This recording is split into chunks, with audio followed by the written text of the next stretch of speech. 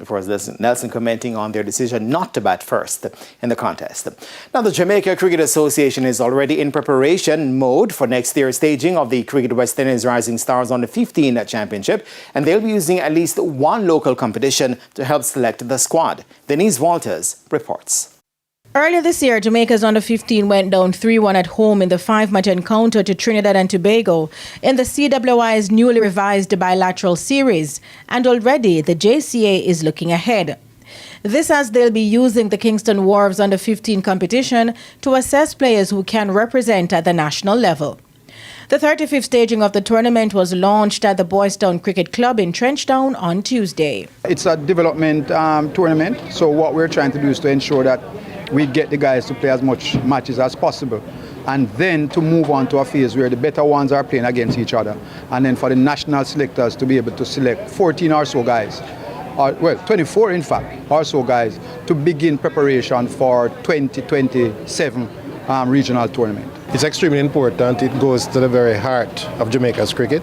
The Kingston Wharves program really is where the young talents are born, where the young talents are groomed initially and developed into what you see as the output of Jamaica's cricket at all levels. The competition is the longest sponsored cricket competition in Jamaica. Because last year was the new year where there were no overage players allowed, a lot of them were playing with youngsters who were 13, 14, so they will have 2 years in this competition.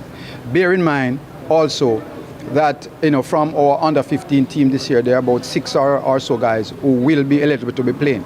So there will be those youngsters who are playing. Additionally, we have members of the Jamaica under-19 female team who are allowed to play. One of the great aspects or advantages or benefits of the Kingston Wharves sponsorship is that the program is not just about sponsoring cricket. It's about developing young minds, it's about inculcating good habits, it's about helping the youngsters to be part of a team, to understand processes in determining match steps and so on. The tournament was reformatted last year to include a camp which was used to deliver intense training to upskill the players beyond only playing competitive matches. They would play in a preliminary phase, which was clubs and parishes playing against each other. And then the county selection panels would select 15 or so set of youngsters to play for the county team. And then what we also did was to ask them to select youngsters for a development team so that we can have youngsters in that program as we look forward to the next year and the next year coming up. In the meantime, Melbourne Under-15 Cricket Club defeated host Boys Town Under-15 by 31 runs in the opening game following the launch. Batting first, Melbourne were bowled out for 86 in 49.2 overs. Caleb Dixon led the way with 26 off the bowling of Boys Town's pair of Marcus Bryan 4 for 27 and captain Reggie McGeeshie 4 for 42.